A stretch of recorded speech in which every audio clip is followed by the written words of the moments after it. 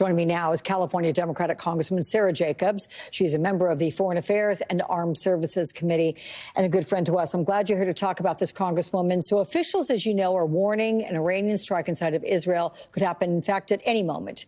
The president now returning to the White House. What might that tell you? You know, I'm very concerned about this Iranian strike in retaliation for Israel's attack on their consulate in Syria. I still have family in Israel. My cousin is there, my aunt and uncle.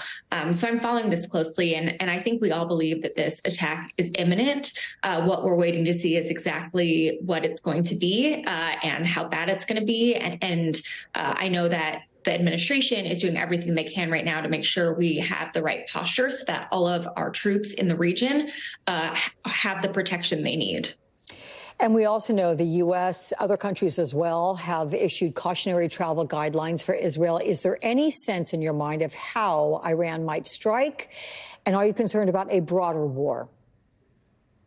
I'm very concerned. I think that, you know, the worst thing that can happen is a regional escalation where even more civilians than we've already seen are going to be at risk and in harm's way. And so I hope and I urge that leaders on all sides are exercising restraint.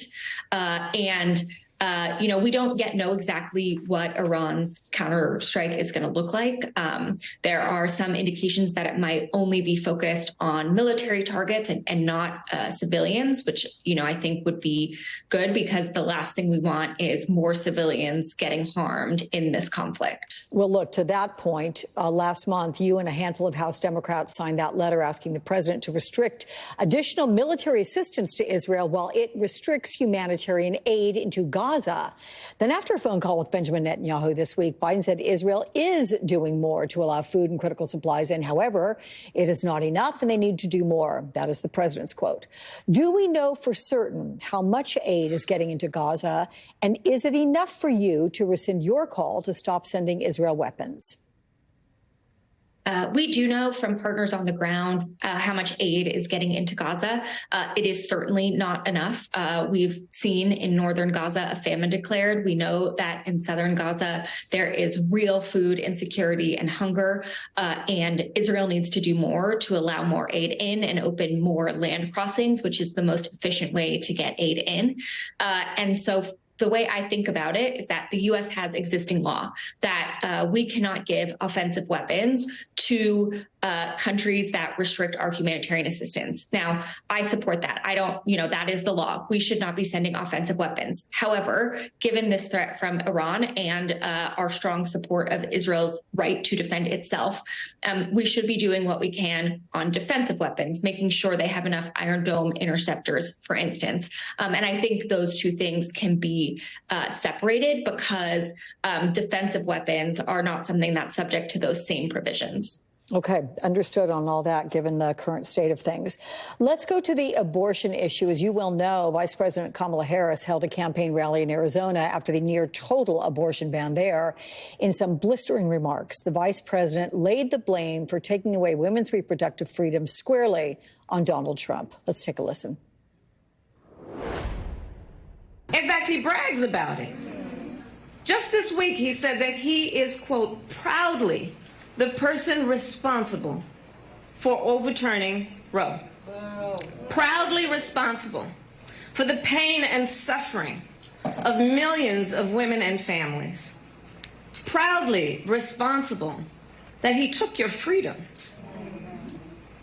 And just minutes ago, standing beside Speaker Johnson, Donald Trump just said the collection of state bans is, quote, working the way it is supposed to.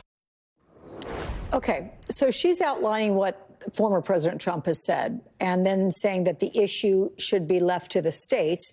Then Trump did an about-face and said that the Arizona law goes too far.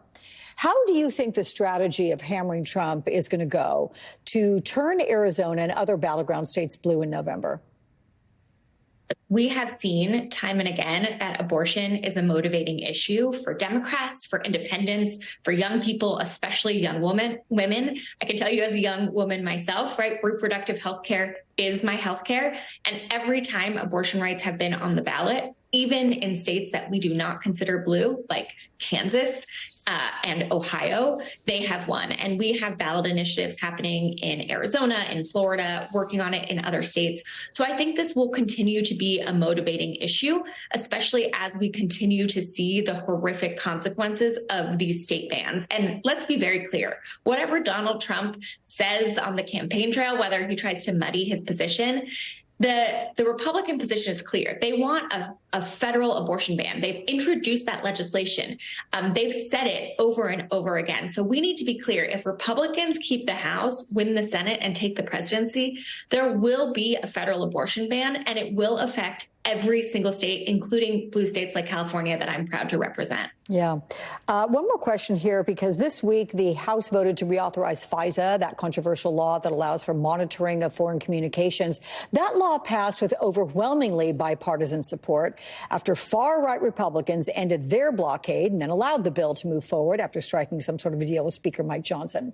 Explain why reauthorizing this law is important for national security.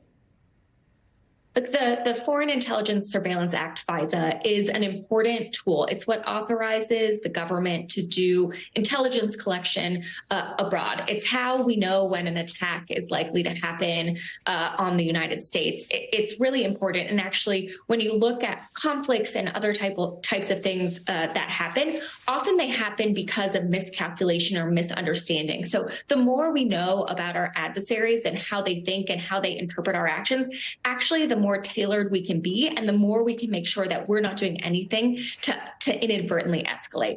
So that's why it's so important. At the same time, it's incredibly important to protect Americans' Fourth Amendment rights. We have the right to privacy. We have a constitutional right to not have our information, our property searched without a warrant. And so I was really unhappy that that warrant requirement amendment did not pass. It was a tie vote, which I think shows you just how much support there is. But I do think that there is a way to make sure we protect Americans' privacy rights and keep Americans safe. And unfortunately, this version of the FISA reauthorization, I don't think got that balance right. Okay. Congresswoman Sara Jacobs, I'm going to keep you in my thoughts and also the loved ones that you have there over in Israel during this really critical time. So do take care. We'll be thinking of you and them. Thank you. How it all started.